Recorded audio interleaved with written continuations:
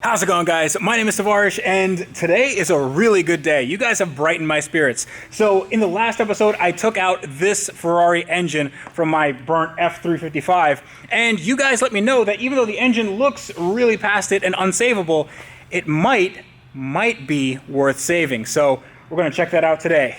Fingers crossed.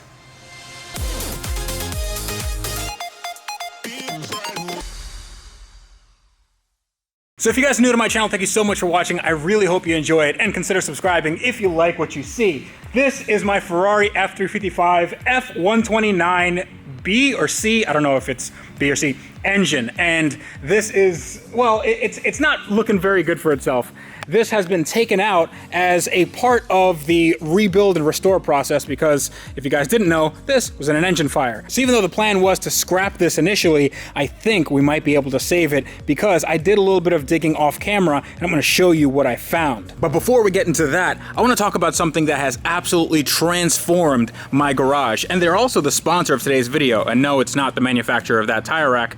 It is Cove speakers. Now, I love this Cove commuter speaker. It's wireless, Bluetooth, it can connect to anything. You can charge it for up to 8 hours, and the sound is awesome. It has this cool little subwoofer on the bottom, and it just fills up the room, even a room as big as this, with some pretty decent sound quality. But Cove has a new product, and it's this. It's their Strive Bluetooth Sports headset. Looks pretty cool indeed. So it comes in this cool carrying case, and you open it up. These are a little bit different than what you'd find normally on a headset. These are active noise canceling headphones. So what they do is they take the ambient noise and they block it out so you can enjoy your music for a lot longer. And you will enjoy your music because these last for up to 7 hours on a single charge. These are rechargeable. In addition, it's also water resistant, and it has a Bluetooth 4.1 connection, meaning that it can connect to any Bluetooth device within a 30-foot radius. Plus, it can be used as a microphone for hands-free calling. So my viewers can get 65% off any Cove speaker product, whether it be the commuter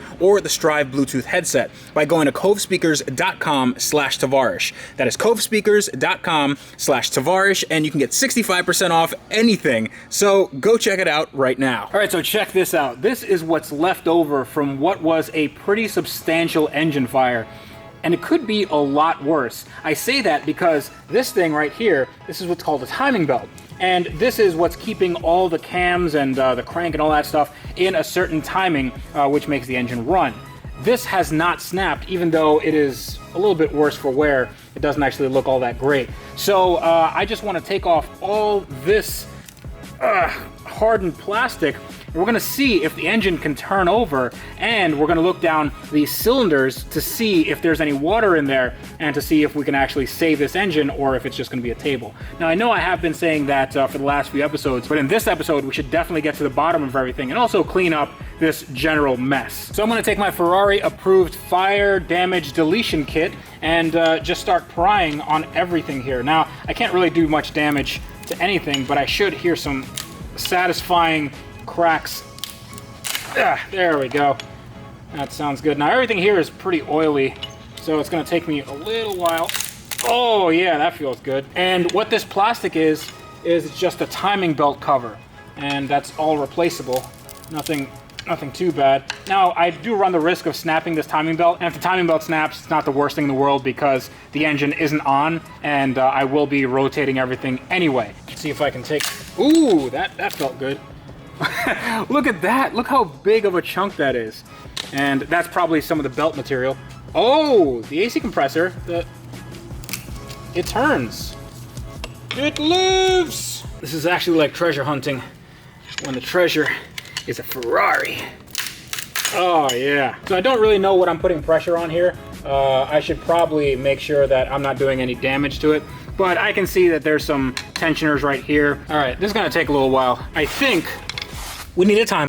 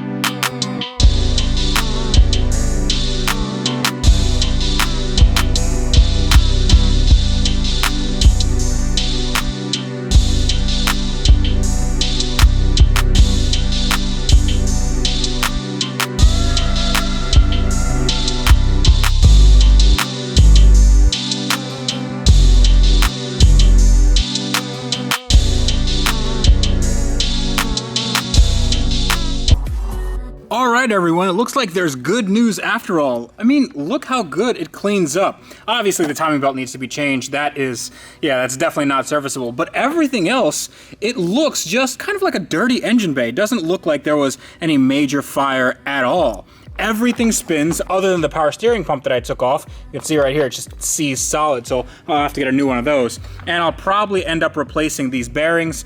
This is for the water pump. I'll replace the water pump anyway, just because I don't know how old this is, so it might just need to be replaced. In addition, I'll replace all these pulleys, because they need to get replaced anyway, and with the fire, I don't know what that did to the bearings. The alternator actually seems pretty good. It doesn't seem like there's anything preventing it from spinning, and the bearing seems okay, but I do know that inside it is a little dirty, so I'll have to make sure that it's cleaned.